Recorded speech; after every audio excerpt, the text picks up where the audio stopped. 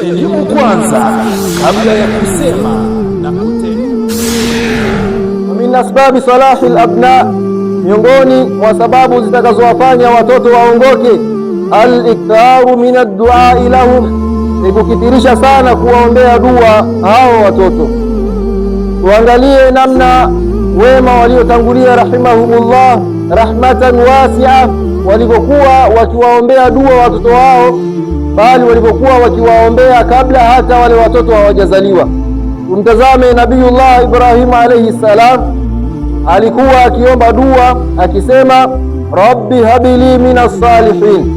Tumtazame Nabiyullah Zakaria alayhi salam, naye alikuwa akiomba dua akisema rabbi habili min ladunka dhurriyatan tayyiba.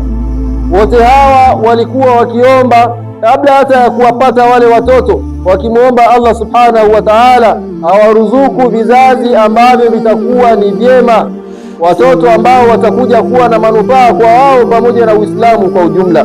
Kwa hiyo haya ni maandalizi ambao waliyafanya kabla hata ya kuwapata hao watoto. Kwa hivyo hii ni sababu ya kwanza ya kuwafanya watoto wawe ni wema.